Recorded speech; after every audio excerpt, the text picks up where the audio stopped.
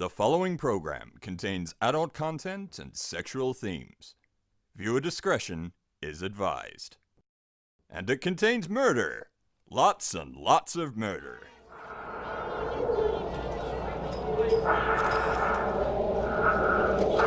You stinking bastard.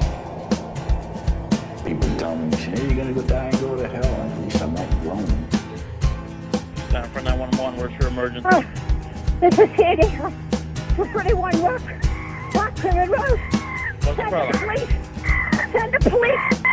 Hey guys, don't be a hero, mate. And I said, I'm not trying to be a hero, but the police are coming.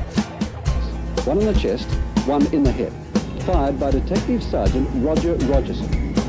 I was branching out. That's when the cannibalism started, eating of the heart and the arm muscle. I would have nailed Carl Williams' hands to a coffee table and just pulled it out of his backside. Carl Williams is a wobbly bottomed little cherub-faced little boy whose life would be. I'd harm someone each time I'd kill someone. There'd be an enormous amount, especially at first, enormous amount of horror, guilt, remorse afterwards. But then that impulse to do it again would come back even stronger.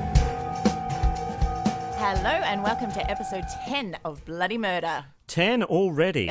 Double figures, we're growing up. Nice. Nice indeed. I'm Tara Saraban. My name is Barney Black. We're going to talk about some murders today. Lots of murders. Actually, in fact, we just discussed what we're going to talk about. And it's going to be a little harsh for the homosexual men out there who are listening. Please know that we love you. Yeah, we're in no way homophobic, but, you know. But the murders that it's a coincidence that both of our murders involve, well, some unkindness to the communities of LGBTQ. If I got all the letters, and I'm not sure I did, but you know what I'm saying. I think there's an I on the end for intersex. Oh, actually, there should be. LGBMT. I should know this shit. Yeah, you should. I should as well. Just because I'm a fag hag from way back doesn't mean I'm allowed to be lax with my language. So I'm going to be talking about a German serial killer who was actually a teenager when he committed the crimes. And it's interesting to me because he had a really messed up upbringing. And, you know, like that's got to play a part in what people do later. Although it's no excuse because most people who had these messed up upbringings don't actually go around being a sadistic Well, fuck. I wouldn't say most. I would say 99.9% of people with messed up upbringings don't become serial killers. So 99.9% isn't most? No, that's almost all of them. Right. I thought somehow I'd gotten my maths backward. Well, that sounds very interesting. I'm going to talk about a very big epidemic of assault and murder that happened in Sydney in between 1985 and 1990. Yeah, that one's got a serious body count. It's bloody murder, that's for sure. Yeah. Hey, Tara, I got an email the other day saying, where should I start on bloody murder? And oh, okay. Should I start at the beginning or at the end? And did you just recommend Case File and get out of there? Yeah, I just recommended Case File. You'll like it. There's no bad swear words. Yeah. Okay. Yeah. Well, it's not like we're episodic. We're self-contained. We're not episodic. Episodes. We're all self-contained. You can start wherever you like. Yeah, indeed. I would recommend not starting at episode 1 because that's the stick up our butts episode. That's the one where we're sounding a little tense. Yeah, we've definitely improved. I hope so. Definitely more relaxed. I'm assuming that's a better thing, but maybe if not, I'll get the sticks right back up there. Now, before we talk about our murders, we have our standard couple of minutes of banter. Oh, okay. How's your week been? How many more minutes is that? My week's been pretty fucked, but I won't go into all the details, but I did fall into a trap of doing a podcast about true crime in that I was looking into some grisly murders and I actually ended up terrified and really feeling sick because I read some stuff that was that bad and that dark and that terrible. And it's a case, I don't know if I should even say, I'm not going to say what the details are because I don't want to know them. It's a case of Rurik Jutting, who's a shit stain on the fabric of humanity. He's an English banker who was in Indonesia and he held a couple of sex workers captive for a few days. And during that time, things I would like to unknow happened. But it's terrible because I bought it on myself because I was reading about it and I was thinking, oh, is this the case where that horrible thing happened? And so then I was reading all these articles trying to find the really detailed ones to see if it was the case with the horrible things. And then when I found the great detail, that's what ended up making me fucking ill and just scared out of my mind and furious at the same time. And then I had to finish reading the article. Like I couldn't not read it. I think it's a hazard for true crime people. Like it really is. People often ask if researching all these cases get to us, and yeah, they do to a degree, but not usually. Yeah, I've had degree. a few nasty dreams, which I'm not going to go into. But I haven't had any dreams. It's all just been like the waking nightmare feeling. Yeah. So yeah, that was fun. Oh, good. By the way, people, I did say his name, but unless you really need that in your life, just like I really highly recommend that you don't do what I did because it's really, really dark. Yeah. And for me to say that, it's got to be pretty grim. Pretty grim. Oh, that's no good. And so yeah, that was my fun small talk. What about you? Well, yeah, my work's been pretty average, really. My highlight was I convinced a friend of a lie. A friend of a lie? Was the friend a friend of the lie? No, or was no, it a friend of a friend of a lie? I did a really good bullshit. Oh, okay, because normally your bullshits are like, yeah, I don't think. Oh no, this is pretty solid. All right, what? Give it to me. Okay, we were talking about Homeland. You know that show, the TV Homeland. show Great with show. Claire Danes and Mandy Patinkin. Mandy Patinkin, and my friend was saying that Mandy's first name was actually Mandalay. Oh, okay. I think. I like to think it was kind of like just a Valley Girl cheerleader name, and his parents wanted that from their son. And I told her that Mandy Patinkin was actually married to Glenn Close in the 80s. And imagine them booking into hotel rooms and, here's your keys, enjoy your stay, Mr. Close. Oh, no, I'm not Mr. Close. You don't know my wife's work? She's a fantastic actress. I'm not Mr. Close. You may not know her name, but you would know her work. The other thing interesting about Mandy Patinkin, I saw the new Smurfs film, and oh my God, it's a piece of shit. Well, but, really? A Smurfs film that sucks? I know, the first Weird. two are just excellent. They're solid, man. Really? Oh, no. I don't know what to believe anymore. But Papa Smurf was played by... what's his name? Mandy Patinkin? Shelley Winter's brother. What's his name? I don't know what the fuck you're talking about. And the only name coming to mind is Lars Jonathan Ulrich. Winters. Jonathan Winters. He was in Mork and Mindy. Oh, yeah. He played their son. Like he played the baby chunky that guy. was a big guy. Yeah. Yeah. And so he was in the Smurfs movie. No, he wasn't because he died a few years ago. So they replaced him with Mandy Patinkin. Oh, right. Hey, let's spend the whole hour talking about Mandy Patinkin Who was because this is fascinating. Oh, I love Mandy. He's awesome. Yeah, I like that he's a song and dance man. And he was in The Princess Bride, of course. He was indeed. Yeah. So, yeah, Mandy Patinkin in The Smurfs. I recommend seeing it. Anyway, that was a better bullshit than the quality I'm used to hearing from you. Because normally, I can understand why they fell for it. Because normally your stuff is really, like, you know, come on. Yeah. As if. But and this one, that actually makes sense. Evan Rachel Wood is their daughter. No, that's just stupid. No, that's just stupid. You've got to quit while Can you're I put ahead. Daryl Hannah in there somewhere too? Actually, if Daryl Hannah had been married to Mandy... No, that doesn't work because it's the same joke. I don't know. Yeah. Let's get to the murder. People are probably like fast-forwarding the 15-second button going, I don't think Mandy Patinkin and Glenn Close were ever married, by the way. No, but boy, did they have some steamy sex. Yeah. Okay. Yeah? Put that image in your head and leave it there, like a screensaver for your mind. Okay. I'm going to talk about the Alexandria 8 and other such crimes. Mm-hmm. Up to 80 men murdered, 30 cases unsolved. Jesus, that's a lot. Now, let me set the scene for you. 3 boys playing cards at the Keelong Detention Centre south of Wollongong in April 1991. Tell me some good stories, you cunt, says one. Well, it's starting off sublimely. About fag bashing, says the other. And this 17-year-old inmate does not disappoint. It was heaps of fun, he said. He reckons he was 12 when he started. He talks about hunting in packs of as many as 30 youths who would ambush homosexual men and punch and kick them and stomp on their heads. They'd go cliff jumping, and I don't mean playing leapfrog with Cliff Richard. Well, that's probably just as and well. push gays over the edge. Ah, help, help, he mocks one victim. Heaps funny. Used to love how they scream, eh? Oh, heaps funny, mate. The headlines are his trophies. Got heaps of clippings at home, man, from all the poofters that we bashed. Oh, God. You're a sick puppy, mate, says his new friend, a Keelong. It's a sport in Redfern. It's a fucking hobby, mate. What are you doing tonight, boys? Oh, just going out fag bashing? Oh, Jesus. He does not realise, but both his friends are wearing listening devices. I was wondering why, like, they decided to make friends with someone who's clearly just a trash monkey. Yeah. Well, they are in a detention stop. What is it, jail? Or is it teenager jail? Teenager jail. Yeah. Juvie jail. He is in custody because he killed a man. He and 7 of his mates. They will become known as Alexandria 8. Okay. I'm familiar with these cases, but I'm not familiar with them being called that. Well, it all started on January 15th, 1990, after a game of basketball. They lured 33-year-old Richard Johnson. He's got a double dick name. Dick Johnson. Dick Johnson. He was born to Let's be not make fun of the victim, though. Yeah. Yeah, actually, good idea. Yeah. That's not what we do here. But when someone's got a double dick name, you do have to mention it. Yeah. It's just because, like, it's a thing. It's like Dick Van Dyke. His original name was Penis Van Lesbian, and he changed it. Yeah, he really cleaned it up. I'm really got to start this paragraph again, respectfully.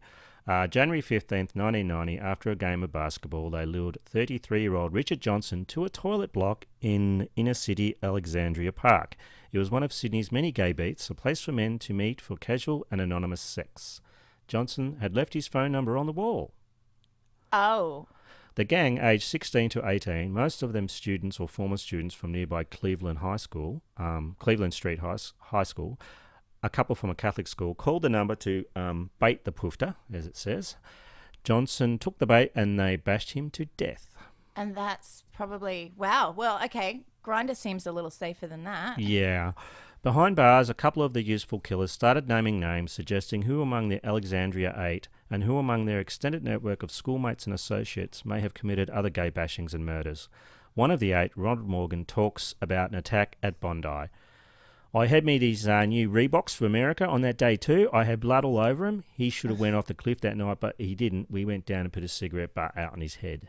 Okay, yeah, because what they would do is they would beat the crap out of these poor guys, and they'd ambush them, and they outnumbered them so massively. I don't even think you could call it a sport.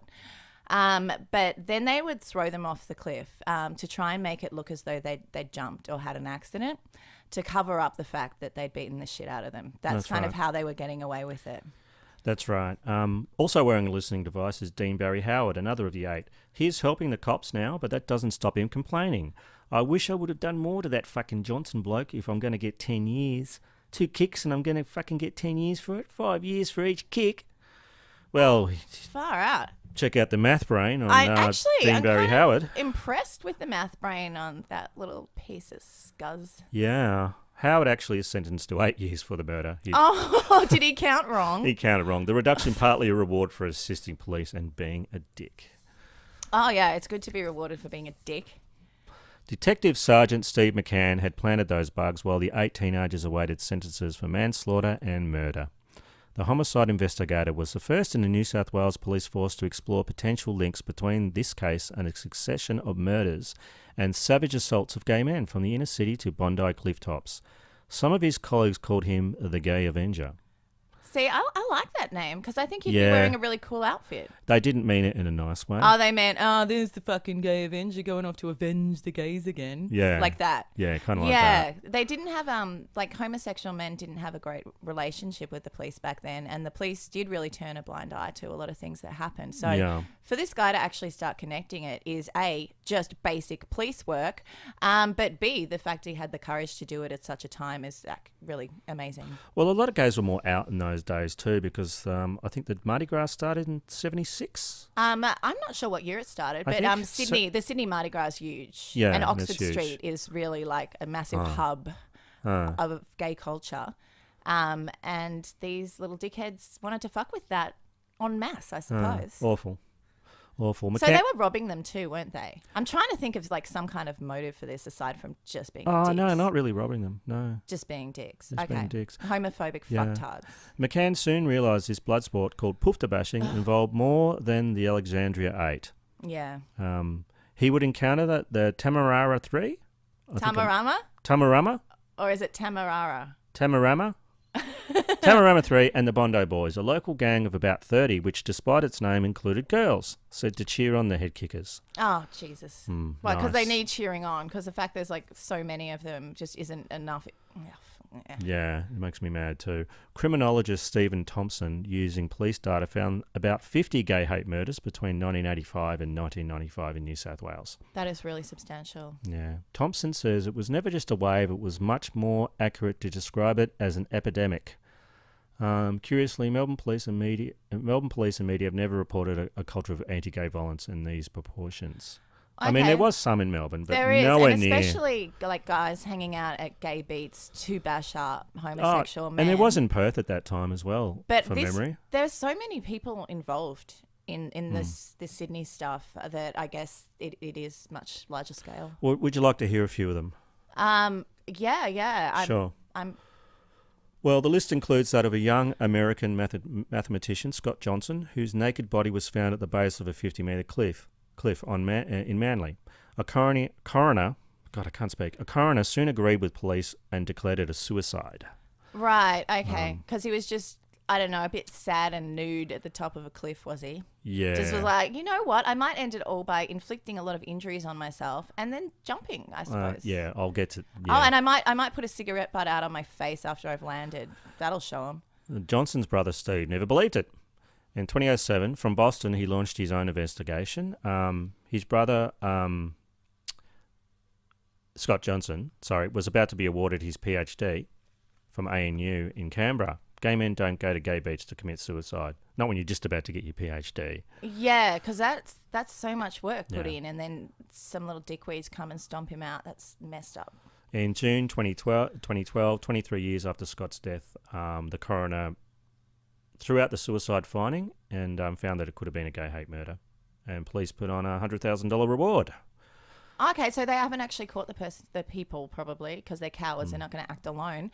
They haven't caught who did that? No. Okay. The coroner said, I was shocked to learn how many gay men have died. There were hundreds, possibly thousands of assaults against gay men during this era. There was a culture of gay hate bashings. It didn't stop at the Harbour Bridge. We've heard stories of the equivalent of the Alexandria 8 or the Bondi Boys who regularly gay bashed along the northern beaches. There are also the brothers from Narrabeen, only aged 15 and 12, who would travel to the city in the late 80s to bash and rob gays and Asians. Gaysians? Gaysians. No. Oh, okay, no, I don't think we can say that. But it just rhymes, so I couldn't help myself. In King's Cross and Morgue Park, a couple of cases involve men found naked at the base of cliffs, north and south of the harbour, their clothes neatly folded on the cliff tops. I don't get that. Why are their clothes folded? It's not like these guys who are beating them up are going to fold their clothes for them. I don't think they took their clothes off them. They were already up there with naked. But, guys at gay beats don't tend to just wander around naked. Yeah. Well, okay, you know what? My knowledge of this is probably not as thorough as some people's. So I don't know. Maybe that's a thing. Just seems unlikely. I mean, I've seen the George Michael video for Outside, and it didn't happen in that. You're an expert, obviously. Clearly. Yeah, I'm about to get my PhD too, unless some fuckweeds come along and throw me off a cliff. Gays didn't trust police, so commonly failed to report assaults. The prevailing police attitude, says Thompson, was if they're gay or lesbian and a victim of crime, they asked for it. Oh, they asked for it, did they? What, by just having a certain sexuality? They've asked for it. Well, you keep in mind there was no internet, no Grindr or gay matchmaker. The social network was a public toilet usually in those days. To some degree, the social network is still a public toilet, but in a very different way. The Alexandria 8, who have long done their time, goody, they're out on the streets. Oh, they're out. They got terms nice. of between 4 and 10 years. Right. It doesn't really seem like enough, but I guess they couldn't really pin exact things on some of them. Yeah, they've been charged with no other gay hate crimes. Right, yeah, they just committed one and then they stopped. Sounds likely. Would you like to hear more? Yeah, this is a fun story. Yeah, July 21, 1990, Christian Korn, I'm not going to attempt this surname. Okay. He was a 34-year-old Thai national, found company at this lookout As he and the friendly stranger chatted, 3 teenagers approached, brothers David and Sean McAuliffe and Matthew Davis. Okay, and that's not Sean McAuliffe from the McAuliffe Show. I know that probably not widely known outside of Australia, but that's the awesome Sean McAuliffe. It's spelled differently. And yeah. this is the shit one. Yeah. Yeah, but people aren't like looking at how it's spelled right now. They're just hearing you say it. They had set out from Redfern after a session of booze and bongs. Don't bring bongs into this. With a plan to roll a puff. Sean McAuliffe came with a claw hammer. Oh. They beat the other man unconscious and battered Critchincorn. In his bid to flee, Davis would say Critchincorn stumbled backwards over the cliff. The Temerara 3 will be sentenced to 20 years for his murder, but have not been found guilty of any other gay hate crime. Yeah. I guess it's just what they have the evidence to put them away for, because these guys were marauding, they were wilding, and they're not just going out doing one thing. Yeah, but I mob guess it's hard mentality. to prove as well when there's so many other horrible people involved. Now, some people might remember this one. Ross Warren, he was a gay 25-year-old television newsreader from Wollongong. He parked his car on the western fringes of Marks Park early on the morning of July 22, 1989. He hasn't been seen since. So they never found his body, did they? No. Wow, he was he was a very kind of charismatic journalist. Here's another one. April 1983, Peter Shields' body was found with multiple injuries but without trousers at the base of a small cliff at Gordons Bay. Shield, 29, was not gay. Peter Shield had called his mother from the Coogee Bay Hotel at about 8:30 p.m. to say he was heading home to his Clovelly. Clovelly, yeah, lived there for a while. He chose the coastal walk. It passed known gay beats. Okay, and so can I ask, did he decide to walk home pantless? Is that what happened? No, I would say not. Okay, see, so this whole I think that these horrible little shit No, kickers you're are taking probably right. their clothes off them. Yeah. Because you know what? They're probably, want to have a look at that stuff because they're just repressing all their own. I don't know. Everything I say is going to sound judgy and bad. I don't want to say anything that's going to in any way imply anything against the gay community. But I just am trying to make sense of this. December 18, 1989, 3 youths approached a man near the Bondi Icebergs Club. Are you gay? They asked before they punched and kicked him and struck him with a skateboard. But did they wait for him to answer? They broke 6 of his ribs. Ow. The victim identified 2 of them from police photographs, David McAuliffe and a Bondi local called Sean Cushman. 3 days after the attack near the icebergs, another gay man, 24-year-old David McMahon, took a late-night jog along the coastal path. He was metres from the steps to Knott's Avenue when he was tackled. 4 or 5 youths did the beating, but McMahon recalls there was a gang of about 18 present, aged 15 to 20. 4 of them were girls. They were cheering them on, encouraging the boys. Someone said, "Don't let him look at us. He knows me." Indeed, McMahon, who worked at a cafe on Campbell Parade, had recognised them. They were already known for terrorising gays.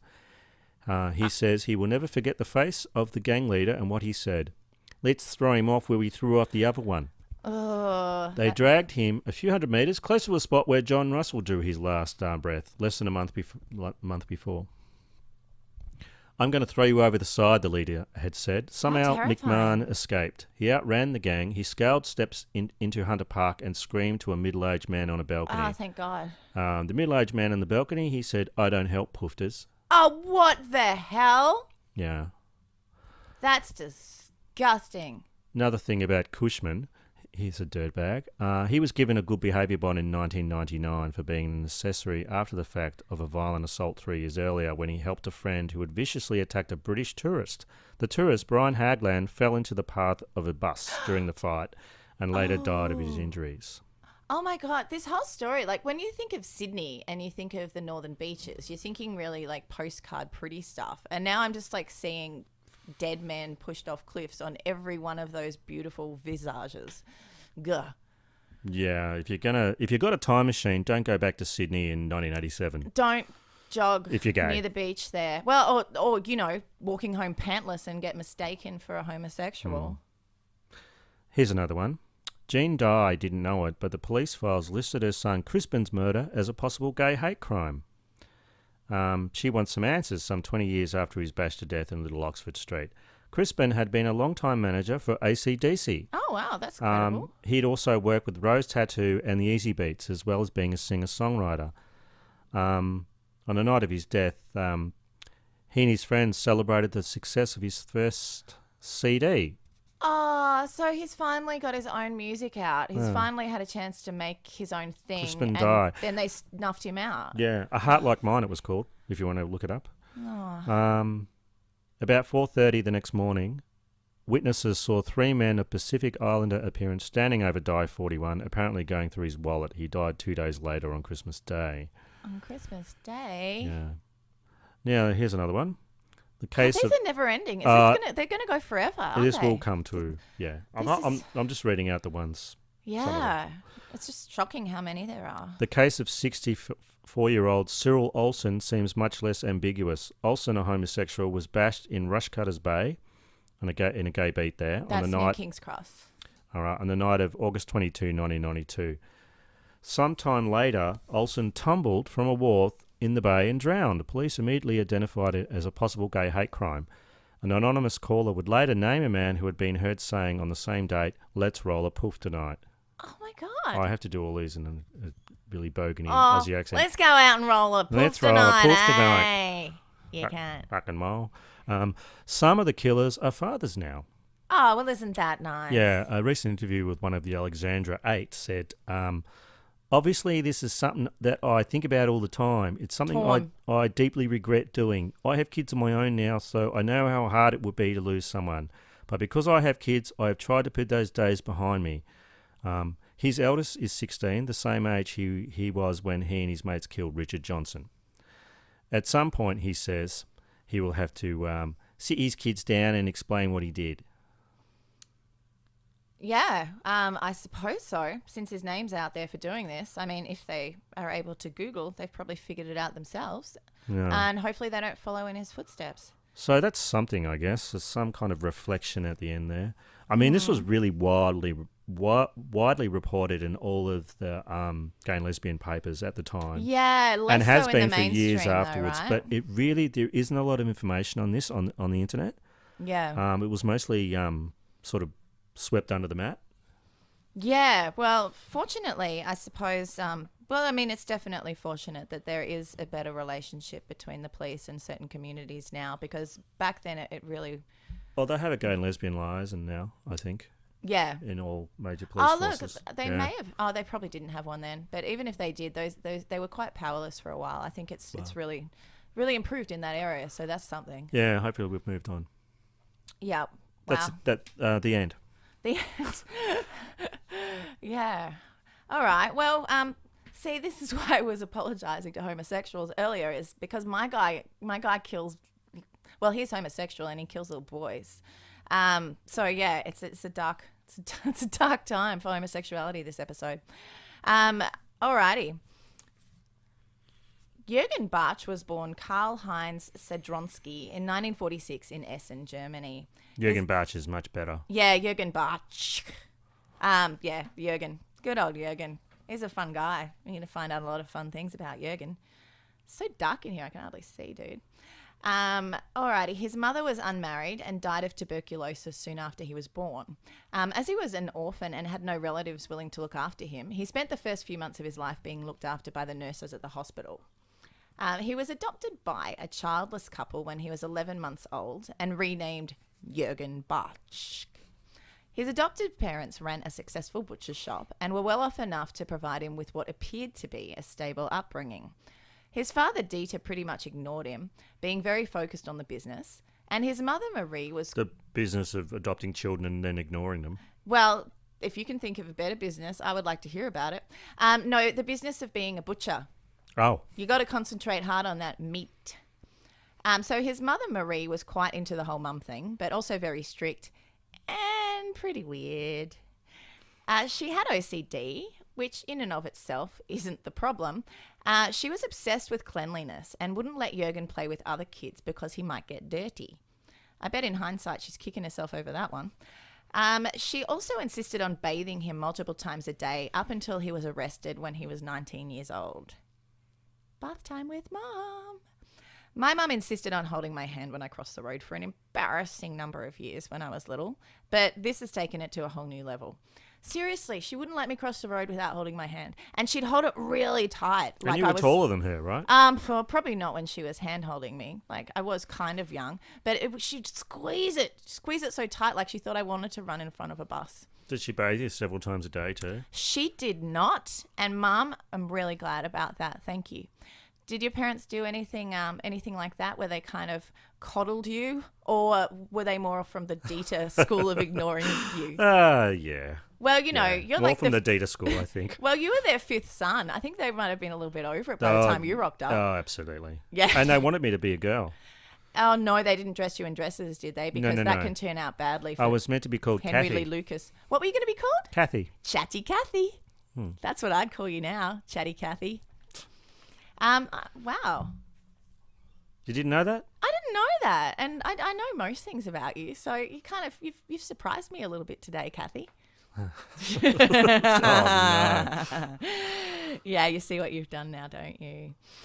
So his parents initially enrolled. Let's get back to Jurgen. Yeah. His parents initially enrolled him in a public school, but moved him to Mariehausen Catholic School when he was 10 because his mum didn't think the public school was strict enough.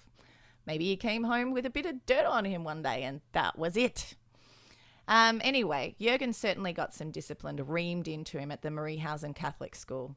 Good call, Mom. Thanks for that. There was a teacher there named Father Putlitz who not only beat the shit out of students, but was also quite a fan of sexually abusing them as well. Being a Catholic priest at a boarding school back in the day must have been like the best smorgasbord on earth for pedophiles. Little boy buffet. Oh, God. You know, little boys, that's what we call those little hot dogs. They're like miniature hot dogs. Yeah, I'm not going to call them that anymore. No, well, they're kind of gross, though. If I have one of those, like, I may as well have eaten a small boy's penis. I feel that bad afterwards. You don't, though. You hoover those down. I you hoover eat like those 12 things of down. them. I don't know how you do it. Food It's in miniature. gross. I think food in miniature form is awesome. Oh, right. But what about the whole how your body feels once you've eaten that disgusting thing? I'm not a. Yeah. No, I think it's all I'm about the over it. process for you, isn't it? It Not is. the destination. It's all about that Instagram. It's yeah, and foods that look like small dicks. Okay, so yeah, he wasn't a nice guy. Father Putlitz first sexually abused Jurgen when he was in bed convalescing with a bad bout of flu. He continued to regularly molest him while telling him stories in graphic detail about brutal medieval torture methods. It's believed this is when the idea of sex and torture blended in young Jurgen's mind. Seriously, some people wonder why other people are into Satan. Because if someone like Father Putlitz is really representative of God, then, I mean, I'm Team Satan all the way. Absolutely. Yeah, in news that will surprise no one, Tara's Team Satan. At 15, Jurgen finished school and returned home to bath times with Mom. He took an apprenticeship in his dad's butcher shop, but his dad was thoroughly unimpressed with his work as he couldn't bring himself to slaughter an animal. Scheiße, you don't cut meat good. Was that a German accent? Well, the Scheiße bit was pretty solid, I thought. Yeah, well, we'll let the German members of the audience figure that one out. So his dad put Jurgen to work on the counter, which was cool with Jurgen because it gave him an opportunity to help himself to the till. With the money he stole, Jurgen, what I've been saying it right the whole time and now I'm going to mess it up. He bought himself new clothes and went to many local fairs. He'd decided that he wanted to kidnap a boy, torture him and kill him, and figured a fairground was a good place to find a victim. That does happen a lot. Fairgrounds. Well, yeah. Yeah. That's why going to the county fair can be quite a violent experience if done right. Yeah. Pair up, I say. Pardon? Don't go alone. No, never go alone to a county fair. Also, don't trust a guy with a large suitcase, but we'll get to that. So anyway, Jurgen won't kill like an animal in the butcher shop, but he's all like, I want to cut me up a little boy. It's an interesting paradox. So Jurgen had a large suitcase big enough to carry a little boy that he would lug around the fairs with him and offer to buy rides and treats for unsupervised children. His plan was to find a victim, knock him out, and carry him off in his suitcase. Fortunately, the kids realised this was just a creepy thing that this guy was carrying around a gigantic suitcase, and they wouldn't be alone with him. They referred to his suitcase as a Kindersarg, which is German for children's coffin. Oh, so Kinder Surprise is coffin surprise. I know, Kinder's Child, isn't it? Kinder is child. Children's surprise. Children's surprise. Yeah. Coffin surprise. Sounds like something Wednesday Addams would be into. At the age of 15, when his fairground fun plan didn't pan out, Jurgen ditched the suitcase and came up with a new plan.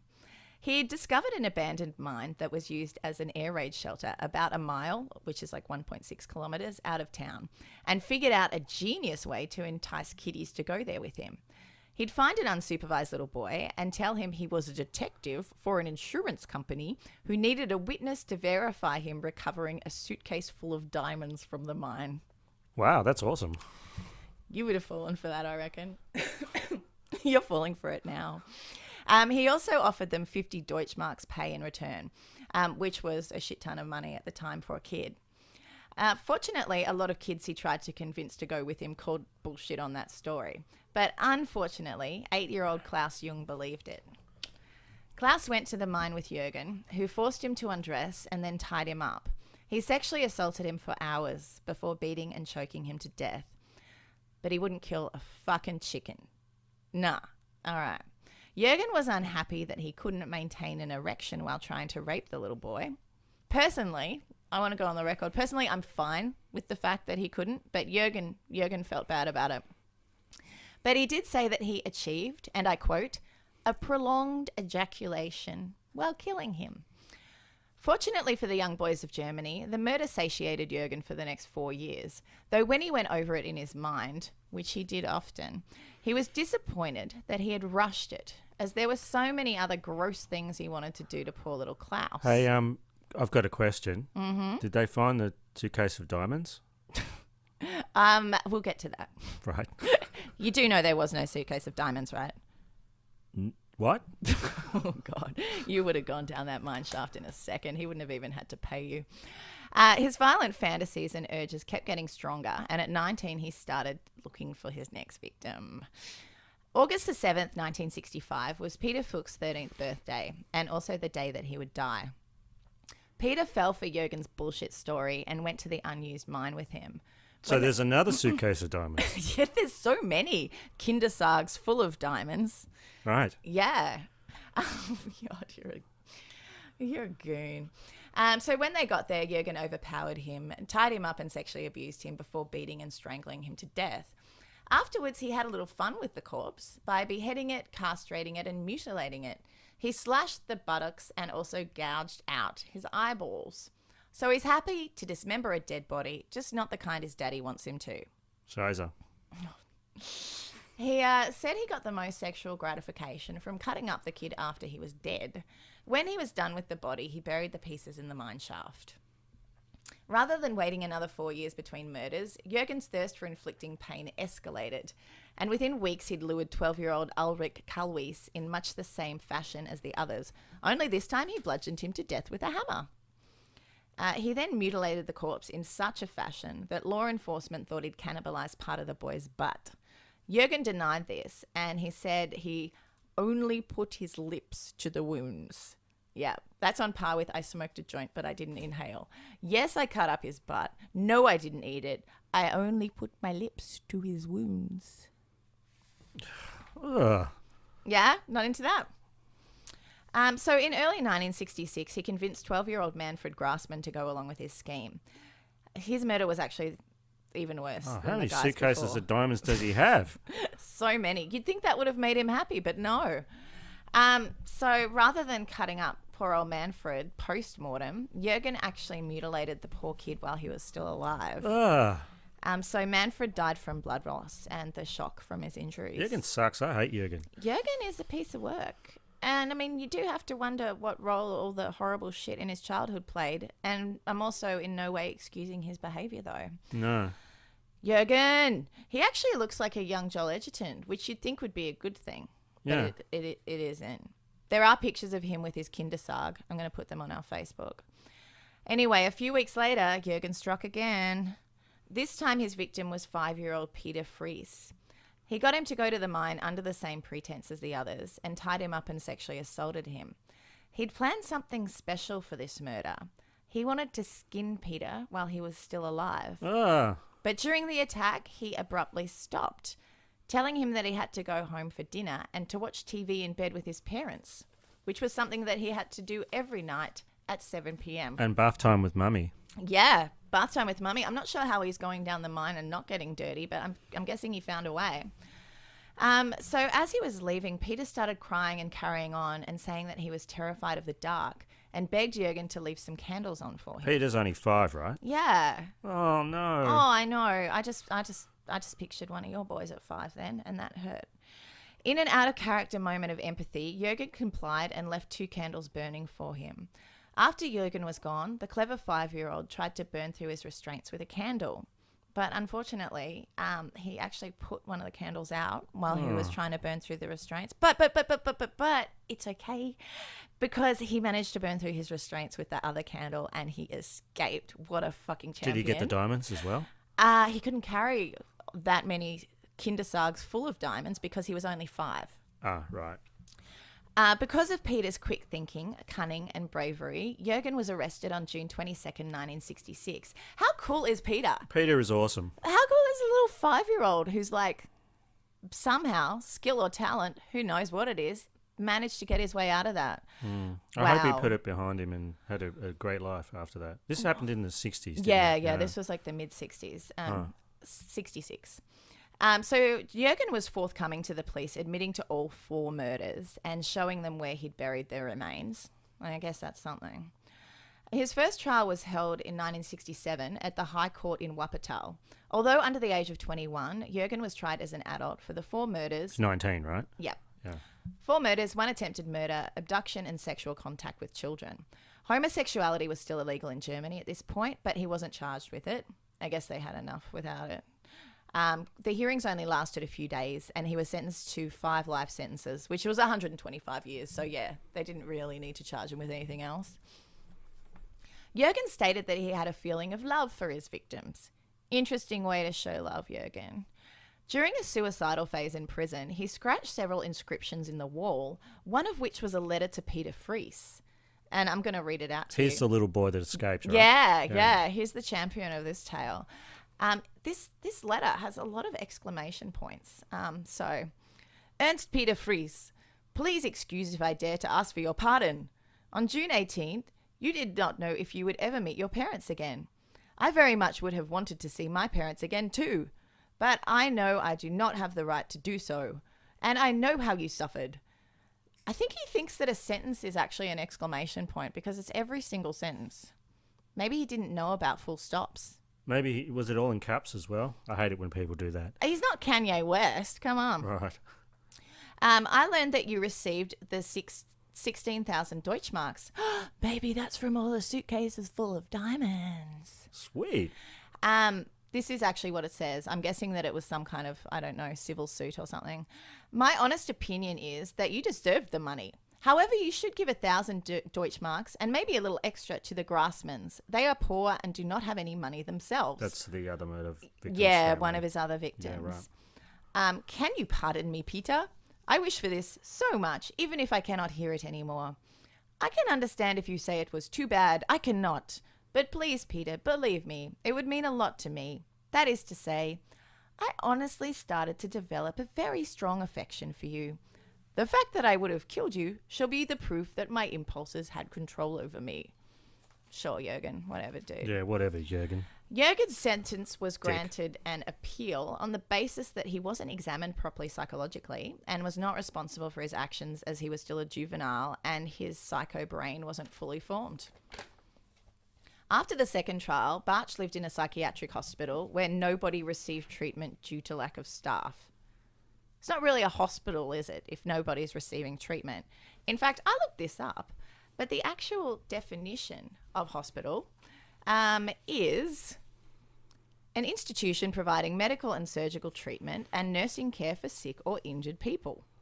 So, yeah, it's like a storage facility. It's not a crazy fucker storage unit. Yeah, it is in a crazy fucker storage unit. Bring your Jurgens. During this time in the psychiatric hospital, in 1974... Jurgen was granted permission to marry a woman named Gisela Dieck, who had written letters to him. Now, like, come on. There's crazy fuckers who want to marry these I've actually bought a book on it. sick people. I've bought a book on that, but I haven't had a chance to read it yet. But I'm thinking of doing an episode about those crazy fuckers. But maybe they're just fame whores. Maybe they just. There was a lot of media attention to this case. Yeah. So, look, maybe she was a fame whore. I don't know. But, like, I'm sure all the single people out there are just like, great, a pedophile, child torturer and murderer can find someone who wants to be with them. And yet here I am, not killing anybody and still alone on all those long winter nights. Yet another reason to hate Jurgen. Well, Tara's not for everybody. Yeah, Tara's not even for Tara sometimes. Anyway, while in the institution, Jurgen entertained fellow inmates with his semi-professional magic tricks.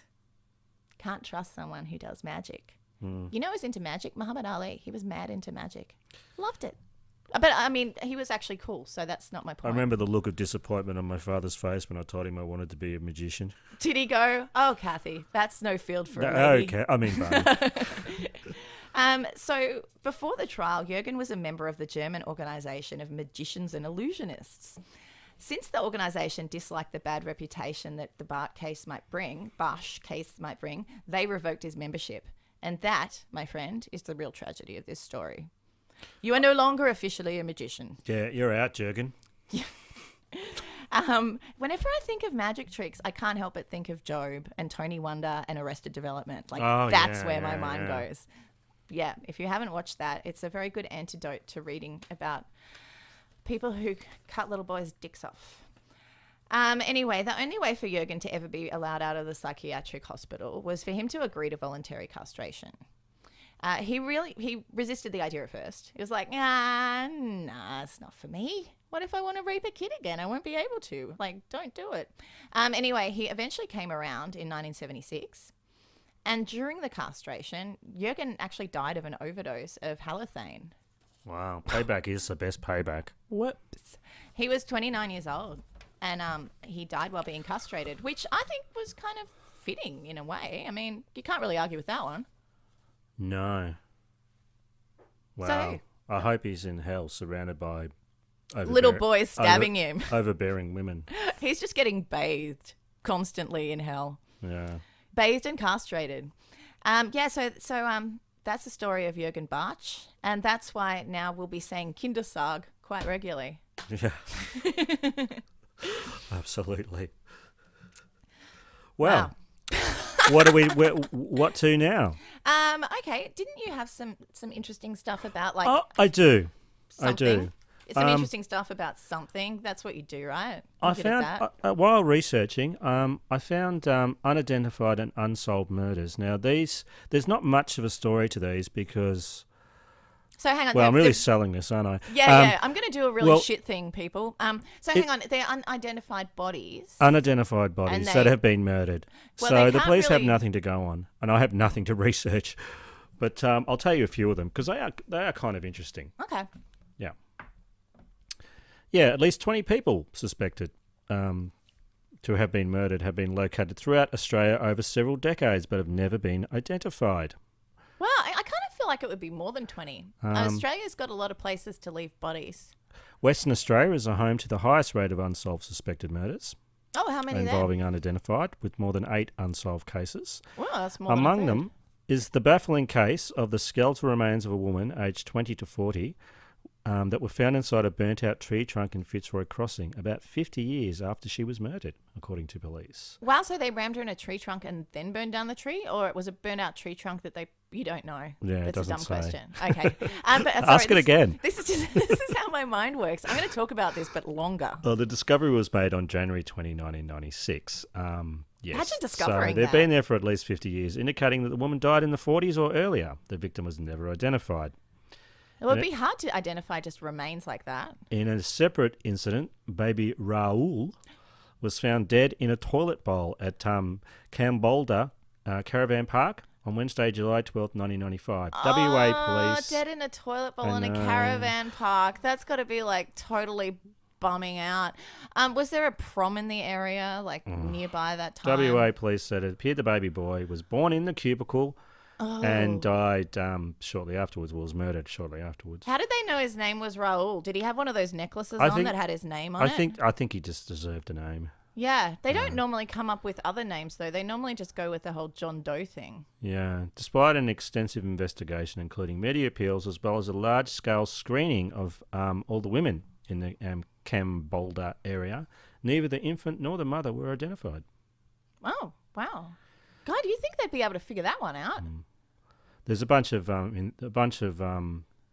unidentified murders in New South Wales. There's 6 actually, but they're just names and dates. So I'm going to go to South Australia. South Australia. Yeah, There'll be something going on there. Adelaide. There's a case there of a man whose remains were found inside a shipping container from overseas. Oh, I ordered that guy, but it never got delivered. The mail service here is terrible. It really is. Another one was the state's most prominent case included that of the Somerton man. The mystery first came to attention on 6:45 a.m. on December 1, 1948, when 2 jockeys found the body of a man slumped against the seawall. Jockeys? Oh, she's a good horse, eh? Oh, what's that? What's that? Is that a horse? It's not a horse. That's a terrible jockey horse. The Somerton Beach in Adelaide. Look, lots of podcasts have done great stories on the Somerton man. So yeah, look that up if you want more information on that. In Queensland, the body of a man believed to be murdered was found at Poonah Dam, Nambour. September 9, 2008. Despite the man's distinctive tattoos, a shark, an eagle, an Indian squaw, and a warrior on his upper arms, oh my God, I have all of those tattoos. His identity remains a mystery. That's weird because normally they can figure it out from the tats. The tats are really helpful. Yeah. That's why I got those exact tattoos. Well, remember the shark arm murder? I do remember the shark arm murder. Cracker. That's how they cracked that one open. Yeah. One of Australia's most shocking unsolved mysteries emerged when a baby, this is in the Northern Territory, who had been strangled with a stocking and posted from Melbourne, was discovered in a mailbag at Darwin Post Office. Yeah, I never got that baby either. That's why you shouldn't order things through the post. Oh, Tara. A Darwin Post Office worker noticed a putrid smell emitting from the bag and made the horrific discovery on May 3, 1965. The baby, its parents and killers have never been identified. Wow. Who would post a baby through the... So it's from Melbourne. Well, also, did it have an address on where they were sending the baby? Wouldn't that have been a tip-off? Was it an orphanage? That could have been a clue. Yeah. Barney Black. Blah, blah, blah, blah. East Brunswick. Yeah, I never did get that dead baby. Oh, so it's okay when you say it. Well, it was alive when I posted it. See? Postal workers, they just throw the packages around. It's not cool. I noticed that baby didn't get a cool name like Raoul. Yeah, see? I'm still thinking that Raoul had one of those necklaces that had his name on it. Raoul de la Fuente. De la Fuente Caravan De la Park. Fuente. That's a cool name. Yeah, I know. You've been obsessed with that for a while. Barney Black. What kind of name is that? It's like... It's almost as good as Kathy Black, I suppose. Oh, I guess I asked for that. You totally asked for that. Have you got... I'm going to change the subject. Quick. Have you got an Aussie as? I do have an Aussie as. Yay. This is a pretty fun one, actually. This is the case of the Dumb and Dumber criminals, is what they were nicknamed, for obvious reasons. So 19-year-old Aussie boys Luke Carroll and Anthony Prince from Byron Bay were in the USA on a snowboarding working holiday when they came up with the genius idea to rob a bank and then use all the sweet, sweet cash to fly to Mexico. Oh, Mexico. They armed themselves with BB guns that looked like pistols and went to the local bank in Vail, Colorado. Not just a local bank, but their local bank. The one that they went to regularly. Oh, they were known there. Yes. Right. They robbed the bank and made off with $132,000 US. But they didn't get the nickname the Dumb and Dumber criminals for being evil geniuses and left such a wealth of clues behind that police had established their identities in less than 10 minutes. Tell me the clues. Okay, well, this one, I mean, there must have been very good police work to figure it out. Not only were they wearing their name tags from the sports store that they worked at nearby, that had their names on them when they robbed the bank. But they were also known at the bank they robbed because that was the bank they went to. They didn't try to disguise their Aussie accents because we all know how that goes when you do it. Shortly afterwards, they bought a super expensive Rolex watch with a mountain of $5 notes in a shop near the bank. And they gave a taxi driver a rather memorable $20,000 tip. Sweet. Yeah, way to make it easy for the police boys. They were arrested at the airport trying to head to Mexico, but not before they went into a McDonald's toilet and took a bunch of photos of themselves posing like gangsters with wads of cash. The photos are hilarious. They really are. Particularly one of them. He has a real little curly head cringe face. It's hilarious. Oh, you'll have to put them on our Facebook. I'm going to put them on their Facebook. I might make one my profile picture. They're that good. So during his sentence hearing, Anthony Prince said that he was remorseful about the bad publicity he had brought Australia. He said, "I am sorry for the embarrassment I have caused for my own country." That's what he told the court. But I'm here to say, don't worry about it, dude. We fucking love it. They served nearly 5 years in a US prison before being allowed to come back to Australia. Being deported, yeah. Guys, that's so stupid. And I love you for it. Oh, that's sweet. Well, that's another episode in the bag, I think. Episode 10, to be precise. Hey, we've got to do the little thing at the end, like, please subscribe. And give us good reviews. We've had some good reviews lately. And thank you for writing them. I would like to personally thank everyone who wrote good reviews because they've been fantastic. Also like to personally headbutt the 2 people that wrote bad reviews, but they're kind of funny too though. So, we get something out of it. If you want to have a look at any of the people and the stories that we talked about today, we'll be putting those up on our Facebook group, which you can join. It's called Bloody Murder Podcast. You can follow us on Twitter. There's a Tumblr. There's an Instagram. Is it? Yeah, I made it. I just don't know what to do with it because I don't really understand social media. I'm not a narcissist. If you've got any suggestions about crimes or cases that you'd like us to cover, please email we would love us. to hear those. bloodymurderpodcast@gmail.com or you can just chuck them on our Facebook group. That would be fantastic. And you'll hear from us next week. You will indeed. Have a good week. Bye. Adios.